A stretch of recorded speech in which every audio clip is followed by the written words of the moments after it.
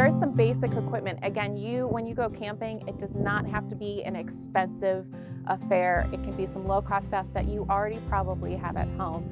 So I go safety first whenever I'm thinking about what to pack. And you want to make sure that your water is stocked up. So always bring water, whether you're there just one night, a whole weekend, a week, even for a day if you're hiking, make sure that you always bring more water than you think you'll need. So this would not be enough water if I was out here for a whole weekend. So bring your own water. Always go prepared with a park map. They can be electronic, they can be paper, just bring a map with you. Take note of any landmarks that'll help you identify where your campsite is. That way if the kids want to get on their bike and they want to go around the campground, they know where to come back and find you and no one's getting lost. So before you go, check the weather.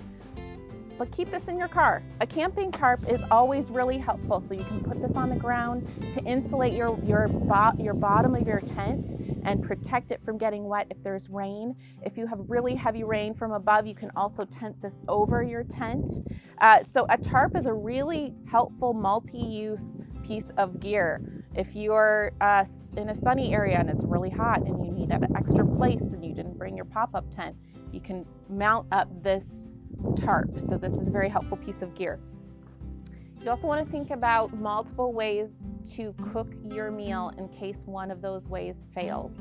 Again, we talked about Arizona being a very hot and dry state, so there are fire restrictions in place a lot of times. And if you're not able to use the fire ring that's already there for you because of the fire restrictions, you want to bring a propane camp stove that will flip open. But one of the best hacks for camping and cooking at your campsite is tin foil. If you put any kind of food in this, wrap it up twice, you can throw it in the fire and you're gonna have an amazing meal. There's some tricks that come to learning how to do your heat distribution and make sure that your food doesn't get scorched. But this is really helpful, comes in handy so many different ways. And then you want a light source because again, you're at a campground. The bathrooms are down the way, so a headlamp is really helpful because you can use your hands while you're cooking.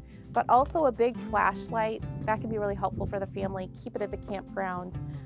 Flashlights, light is very important. Get your hands on one of these camping mats and basically you put air inside of it and it insulates it and blows it up and it's very comfortable and padded to sleep on.